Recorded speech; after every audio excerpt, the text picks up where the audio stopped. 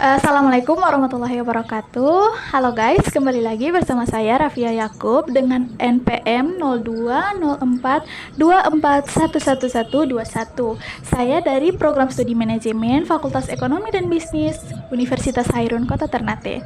Nah, teman-teman, kali ini saya akan membahas laporan arus kas.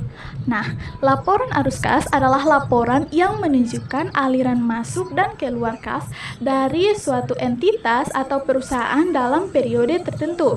Nah, laporan ini memberikan informasi yang penting tentang likuiditas perusahaan, yaitu kemampuan perusahaan untuk memenuhi kewajiban jangka pendek dan mengelola kas yang tersedia.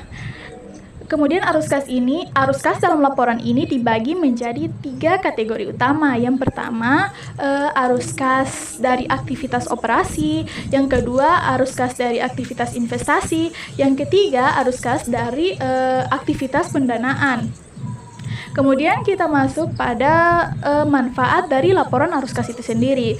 Nah, laporan arus kas sangat bermanfaat bagi berbagai pihak yang berkepentingan. Antara lain, bagi yang pertama yaitu manajemen, membantu manajemen dalam mengambil keputusan strategi seperti perencanaan keuangan dan pengelolaan likuiditas perusahaan.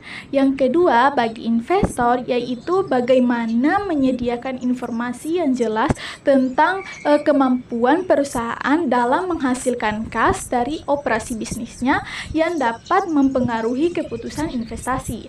Nah, yang ketiga yaitu bagi kreditor, memberikan gambaran tentang kemampuan perusahaan untuk membayar utang jangka pendek dan jangka panjang.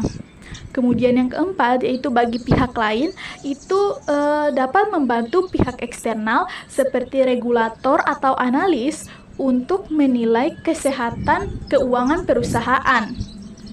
Kemudian kita masuk pada ruang lingkup laporan arus kas.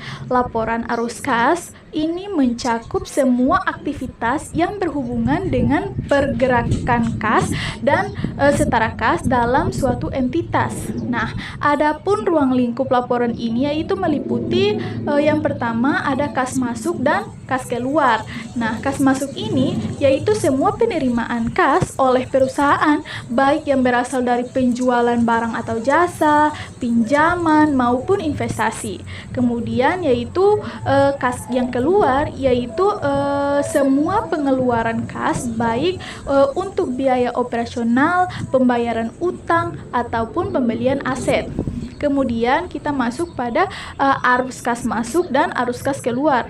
Nah, arus kas masuk ini merupakan semua penerimaan kas yang diterima oleh perusahaan dalam suatu periode. Nah, ini bisa berasal dari pendapatan penjualan produk atau jasa, penerimaan pinjaman, dan lain-lain.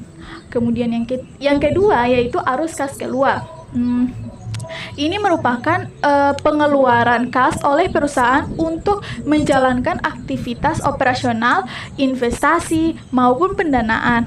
Nah, ini termasuk pembayaran untuk bahan baku, gaji karyawan, dan pembayaran utang, serta lain-lain. Kemudian kita masuk pada arus kas bersih, yaitu arus kas bersih adalah selisih antara arus kas masuk dan arus kas keluar dalam periode tertentu. Nah, perhitungan dari arus kas bersih bisa dibagi menjadi 3 kategori. Yang pertama, arus kas bersih dari aktivitas operasi, arus kas bersih dari aktivitas investasi, dan arus kas bersih dari aktivitas pendanaan. Nah, jika arus kas masuk lebih besar daripada keluar, maka arus kas bersihnya itu positif, yang menunjukkan perusahaan memiliki kas yang cukup. Nah, sebaliknya, jika arus kas keluar lebih besar daripada yang masuk, maka arus kas bersihnya itu negatif. Nah, itu menunjukkan potensi kesulitan dari likuiditas. Kemudian kita masuk pada tujuan dari laporan arus kas. Nah, laporan arus kas memiliki berbagai tujuan utama, yaitu yang pertama menilai kemampuan perusahaan untuk dalam menghasilkan kas. Laporan ini memberikan gambaran yang jelas tentang seberapa besar kas yang dapat dihasilkan dari aktivitas operasional perusahaan.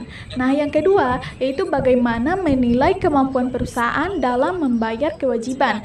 Nah, ini memungkinkan pemangku kepentingan untuk mengetahui apakah perusahaan mampu memenuhi kewajiban jangka pendeknya.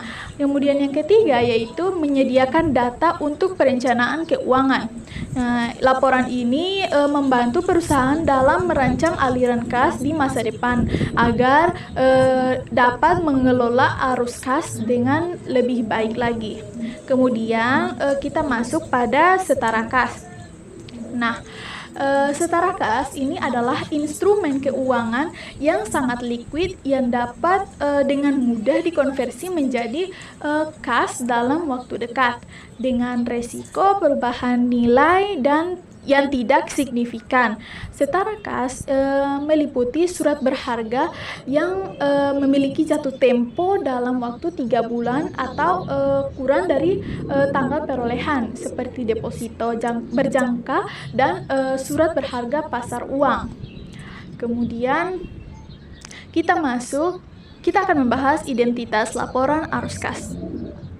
Laporan arus kas itu biasanya mencakup informasi dasar yang menjadi identitas laporan seperti yang pertama itu nama perusahaan. Nah, itu nama perusahaan ini merupakan nama lengkap entitas yang menyusun sebuah laporan. Kemudian yang kedua yaitu judul laporan, di mana kita menyebutkan bahwa ini adalah laporan arus kas. Kemudian yang ketiga yaitu periode laporan, menyebutkan periode waktu yang dilaporkan, misalnya per 31 Desember 2024. Kemudian yang keempat yaitu angka-angka yang ditampilkan.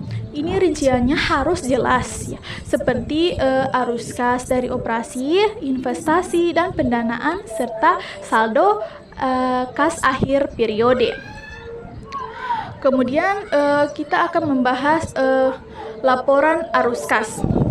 Aktivitas dari laporan arus kas. Laporan arus kas ini terdiri dari 3 jenis aktivitas yang dibedakan berdasarkan sumber dan penggunaan kas. Yang pertama, aktivitas operasi. Nah, aktivitas ini aktivitas yang berkaitan langsung dengan operasional perusahaan seperti penerimaan dan penjualan barang atau jasa, pembayaran kepada pemasok, dan pembayaran gaji. Contoh dari kas masuk itu penerimaan dari penjualan barang atau jasa. Kemudian contoh dari kas keluar yaitu pembayaran kepada pemasok atau gaji operasional lainnya. Nah, yang kedua yaitu aktivitas investasi. Aktivitas ini adalah aktivitas yang berhubungan dengan pembelian atau penjualan aset tetap, investasi jangka panjang, atau pemberian pinjaman. Nah, contoh dari kas masuk ini adalah penerimaan dari penjualan aset tetap. Kemudian contoh dari kas keluar yaitu pembelian aset tetap atau investasi lainnya. Yang ketiga yaitu aktivitas pendanaan. Nah, aktivitas ini yaitu aktivitas yang terkait dengan transaksi pendanaan seperti penerimaan kas dan penerbitan saham atau obligasi serta pembayaran dividen atau pelunasan utang. Nah, contoh kas masuknya yaitu penerimaan dari penerbitan saham atau obligasi. Kemudian contoh dari kas keluarnya yaitu pembayaran utang atau pembagian dividen. Kemudian yang terakhir yaitu kesimpulannya. Nah, jadi laporan arus kas ini adalah alat yang sangat penting untuk menilai kesehatan keuangan perusahaan. Melalui laporan ini, pihak manajemen, investor, dan kreditor dapat memahami aliran kas perusahaan yang sangat berpengaruh kepada keputusan keuangan mereka. Nah, laporan ini membagi arus kas ke dalam 3 kategori utama, yaitu yang pertama operasi, investasi, dan pendanaan, yang masing-masing memberikan gambaran yang berbeda mengenai sumber dan penggunaan kas perusahaan. Nah, laporan arus kas ini juga memberikan informasi yang sangat penting tentang aliran kas perusahaan yang dapat digunakan oleh berbagai pihak untuk menilai kesehatan finansial, likuiditas, dan kemampuan perusahaan untuk memenuhi kewajiban serta berinvestasi di masa depan. Nah, mungkin sekian materi yang dapat saya sampaikan. Jika ada salah kata, mohon dimaafkan. Kalau boleh tinggalkan jejak di komentar. Wassalamualaikum warahmatullahi wabarakatuh.